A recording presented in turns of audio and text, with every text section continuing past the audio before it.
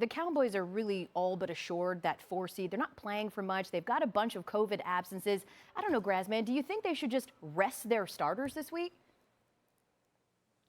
Well, I would, yeah. I mean, look, as someone who's not experienced making these decisions, if looking from the outside, it seems to make sense to rest them.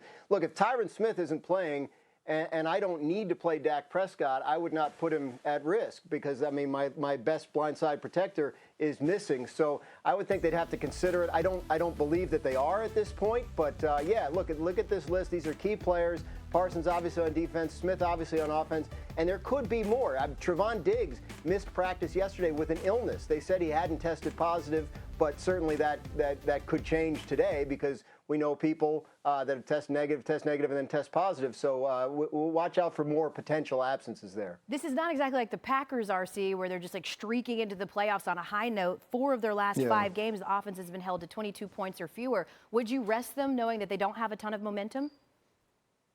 I mean, you absolutely have to rest some of the players, especially if you have a risk of them being injured further because some of the guys you won't have available for the game against the Philadelphia Eagles. And you would love for this team to hit a hot streak. You would love for this team to get some chemistry offensively. But can you truly do that if you don't have your best blindside protector? Can you truly do that if you're missing players on each side of the ball? And so the one thing about the NFL is people are treated the same.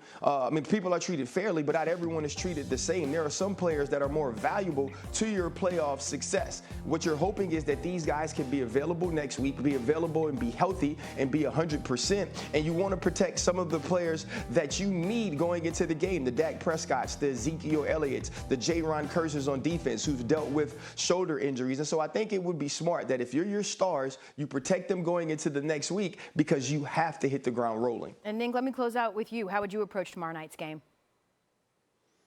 I would play. I would try and get some consistency going. I'd try and have something as momentum moving forward into the playoffs would help you. Because if you look at the last 6 weeks, their sample size of playing football, they have been up and down. They've been inconsistent. And football is a model of consistency. The better consistent teams have a better shot at playing longer into the playoffs. So I think I would have them out there. I would try and get something moving here towards the playoffs where they could roll into the playoffs with some type of momentum. The good news is against their division, they score over 30 points per game. That's compared to 23 points per game against everybody else. Eagles also dealing with COVID issues. So this could look a little bit like a preseason game tomorrow night. Thank you for watching ESPN on YouTube. For live streaming sports and premium content, subscribe to ESPN+.